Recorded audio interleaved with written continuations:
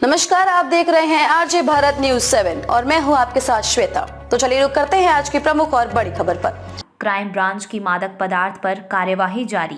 100 quintal गांजा 36 kilo चरस के बाद अब नशे में उपयोग हो रही कोरेक्स सिरप पकड़ी। क्राइम ब्रांच की बड़ी कार्यवाही, 120 पेटी से ज्यादा कोरेक्स सिरप सहित आरोपी गिरफ्तार। आरोपी को क्राइम ब्रांच ने थाना शाहजहानाबाद से दबोचा। घर से बेचता था महंगे दामों में आरोपी कोरेक्स। पुराने भोपाल में चल रहा अवैध मादक पदार्थों का व्यापार।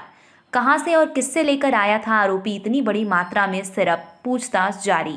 पूछताछ में और भी हो सकते हैं खुलासे। लगातार क्राइम ब्रांच कर रहा मादक पदार्थ बेचने वाले तस्करों पर कार्यवाही। विगत दिनों पहले बड़ी मात्रा में तस्करों से पकड़ी थी करोड़ों रुपए कीमती चरस। अब पकड़ी नशे में उपयोग की जा रही कोरेक्स। आरजे भारत न्यूज 7 आप सभी दर्शकों से ये विशेष अपील करता है कि नशे से दूर रहिए और स्वस्थ रहिए। नशा स्वास्थ्य के लिए जितना हानिकारक है उतना ही ये हमारे देश के लिए भी हानिकारक है। नशा आज की युवा पीढ़ी को खोखला कर रहा है। भोपाल से संजय शर्मा का ये खास रिपोर्ट। कृपया हमारे चैनल को लाइक, सब्सक्राइब, कमेंट्स और शेयर ज़रूर करें ताकि आने वाली खबरें सबसे पहले आप तक पहुंचे। धन्यवाद। क्राइम ब्रांच द्वारा जो भोपाल में ऑपरेशन अंकुश चलाया जा रहा है उसके संबंध में लगातार जो भी सूचनाएं मिल रही हैं उस पर कार्रवाई की जा रही है। रिसेंटली हम लोग को ये एक सूचना मिली थी कि शाहजहानाबाद में एक स्थान पर कुछ बॉक्सेस में जो कोडीन युक्त कफ सिरप है उनका भंडारण किया गया है और उसको इलीगल रूप से बेचे जाने की संभावना है। उस संबंध में हम लोगों ने थोड़ी सी जांच पड़ताल की और उसके बाद जो लोकेशन प्राप्त हुई थी वहाँ पर हमने रेड की थी, जहाँ पर करीब 127 पेटी लगभग 15,000 के ऊपर की बॉटल जो है जिनकी कीमत लगभग 26 लाख के आसपास होगी वो प्राप्त हुई है।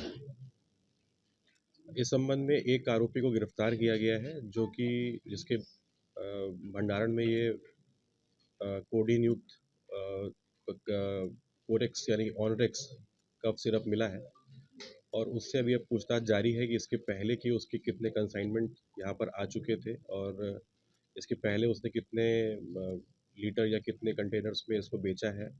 उस सभी चीज़ों की जानकारी उसके लैपटॉप या उसकी ईमेल और बाकी चीज़ों के माध्यम से प्राप्त की जा रही है।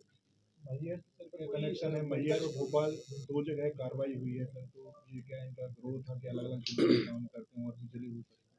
दरअसल जो ये आपका कफ सिरप है इसका सप्लाई मैहर, कटनी और इस तरह के क्षेत्रों में ज़्यादा है। तो वहाँ पर जब ये पहली कार्रवाई हुई थी तो वहाँ से हमें ये सूचना प्राप्त हुई थी कि इनका जो सप्लाई का चेन है उसका एक लिंक भोपाल में भी है। उसी सूचना पर काम करते हुए हम लोगों ने ये रेड की थी और उसके बाद ये उसमें जब्ती की है। इसमें जो इसके बैकवर्ड लिंकेजेस हैं हम लोग उस पे भी अभी काम कर रहे हैं कि ये पीछे कहाँ से मैन्युफैक्चर होके और फिर किस किस रूट से मध्य प्रदेश में आ रहा है, उस पे भी सूचना प्राप्त की जा रही है।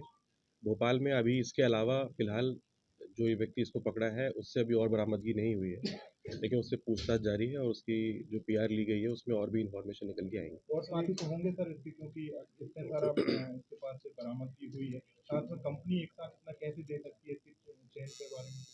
दरअसल ये जो कोडीन युक्त कफ सिरप है इसको लेके जो लॉज हैं वो बहुत क्लियर नहीं है। 2016 में इसमें बैन लगा था, उसके बाद इसको हाई कोर्ट ने इंटरिम रूप से इस बैन को हटाया था। तो कुछ कुछ स्टेट्स में इस पे बैन है, कुछ कुछ स्टेट्स में बैन नहीं है। मध्य प्रदेश में इसके ऊपर बैन लगाया गया है जिसके ऊपर हाई कोर्ट में केस चल रहा है और तमाम तरह के और भी लिटिगेशंस इस मामले में चल रहे हैं। कोडीन वाले जो कफ सिरप हैं उनको इसलिए बैन किया गया था क्योंकि वो गट में जाके मॉर्फिन का रूप ले लेते हैं और फिर वो ऑलमोस्ट एक मॉर्फिन की तरह ही काम करते हैं, जो कि एक कंट्रोल सब्सटेंस है। इस संबंध में जो व्यक्ति है इससे पूछताछ की गई है तो उसने अभी अपने किसी के साथी का नाम नहीं बताया है।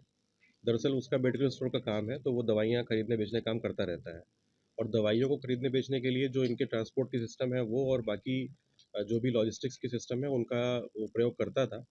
अभी किसी और साथी का नाम सामने नहीं आया है। जो इसके बैकवर्ड लिंकेजेस हैं जिसमें ग्वालियर का एक लिंक सामने आ रहा है जहाँ से ये चीज़ सप्लाई होके आई है, पर ज़रूरी नहीं है कि वहाँ पे वो उसका भंडारण किया गया हो सकता है वो केवल ही लॉजिस्टिक के सप्लाई वाला एंगल हो। तो पुलिस अभी उस पे काम कर रही है और होपफुली आगे उसमें और भी कुछ जो है तथ्य सामने निकल कर आएंगे। सर भोपाल में भी कहीं कुछ सप्लाई करता था क्या ये? महज भोपाल जिले के अलावा और किन किन जिलों में ये सप्लाई की बात की जा रही है? अभी फ़िलहाल जो पहली कार्रवाई हुई थी मैहर की, सतना कटनी की, वहाँ तक की सप्लाई की चीज़ें सामने आ रही हैं। भोपाल के मेडिकल स्टोर्स पे सप्लाई का कोई अभी लिंक क्रिएट नहीं हुआ है। लेकिन इसके भंडारण को लेके और इसकी बिक्री को लेके अभी तक किसी प्रकार का कोई दस्तावेज वो पेश नहीं कर पाए हैं। जिसके बारे में उनसे जानकारी मांगी गई है और अभी तक इस प्रकार का कोई तथ्य सामने नहीं आया है कि वो उनके पास कोई भी लीगल बैकिंग है इस चीज़ को बेचने की और इस स्तर पर भंडारण करने की। खबरों में अब तक के लिए बस इतना ही। फिर होगी आपसे मुलाकात ऐसी किसी बड़ी और खास खबर के साथ। तब तक के लिए नमस्कार और देखते रहिए आरजे भारत न्यूज़ 7।